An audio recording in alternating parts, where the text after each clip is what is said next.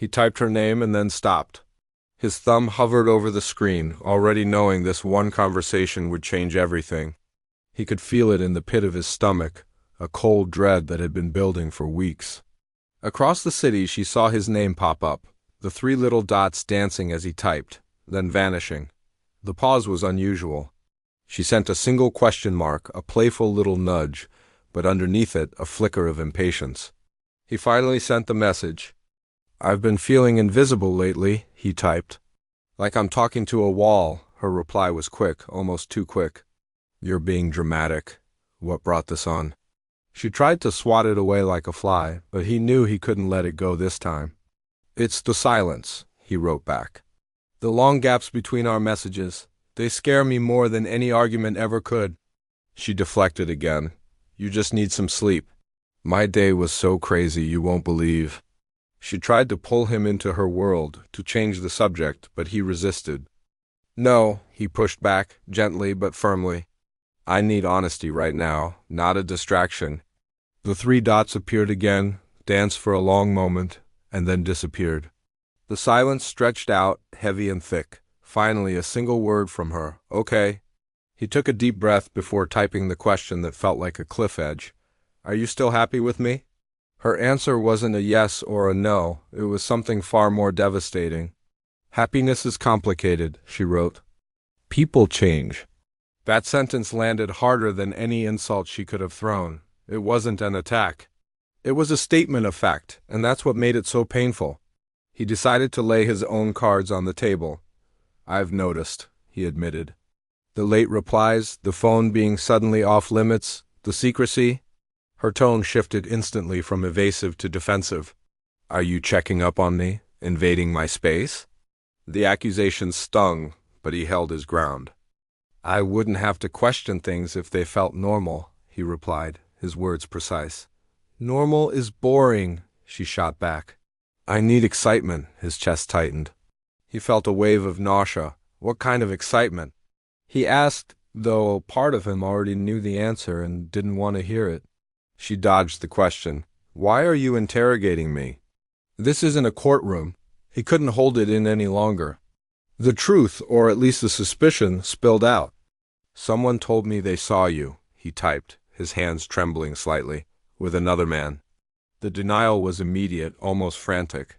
"That's a lie! People are liars. Who told you that?" "The details were too specific to just be a rumor," he said, keeping his voice steady through the text. He didn't share the details, he didn't need to. He just needed to see her reaction. And then silence again. This time it was longer, a vast, empty space where he could feel her weighing her options, calculating her next move. When she finally replied, her tone was different, colder, slower. Each word seemed carefully chosen. "Even if it were true," she typed, "it doesn't mean I stopped caring about you." He read the message twice, the words blurring. How can cheating possibly fit inside of caring? He asked, the question raw and genuine. "Feelings aren't black and white," she replied, offering a philosophical excuse for a concrete betrayal. He found himself reaching back into the past, to a time when things felt simpler. "What about the promises we made?" he asked. "When we started this, we promised each other everything."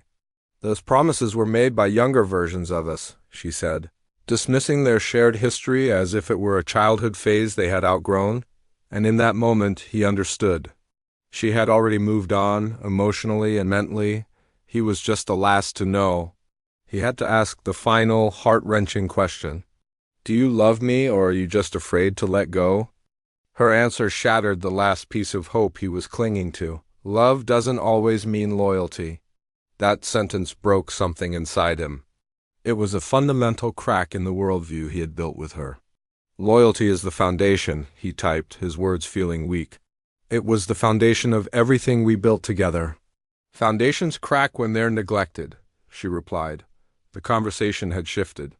It was no longer about the other man, it was about them. "When did you start feeling neglected?" he asked, genuinely wanting to understand. "I felt lonely even when you were in the same room," she confessed. He replayed the last few months in his head. "I've been tired," he admitted. "I've been stressed with work, I know, but I was never absent." Absence isn't just physical, she said. The next question was inevitable. Did he fill that absence, the other man? This time she didn't deny it. The lack of denial was louder than any confession. He listened differently, she said. He made me feel seen. I've spent years trying to be that person for you, he typed, the injustice of it all burning in his chest. Effort doesn't always equal connection, she replied, another cold, clinical observation that cut him to the core. He needed to know more to understand the timeline of his own heartbreak. Were you ever going to tell me, or were you just going to let me find out on my own? I hoped it would just fade away before it mattered, she admitted. It already matters, he said. It mattered the second it happened. The trust is gone. A new kind of silence fell. He could almost hear her thinking. Then her question came, small and uncertain. So, are you going to leave me? He thought for a moment, not about whether he would leave, but how to put the feeling into words. I don't know how to stay with someone who has already chosen someone else. I never planned to replace you, she insisted. Betrayal doesn't need a plan to hurt, he replied. Her apology finally came, but it felt hollow. I'm sorry. Just 2 words, distant and incomplete, like a stone skipping across the surface of a deep lake. He had to ask one last thing. He needed a final piece of clarity. Will you stop seeing him? Her hesitation was the answer. The 3 dots danced on the screen for what felt like an eternity before she typed. Unsure. That hesitation was everything.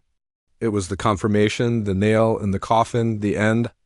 I deserve certainty, he wrote, a strange calm washing over him. Not a competition,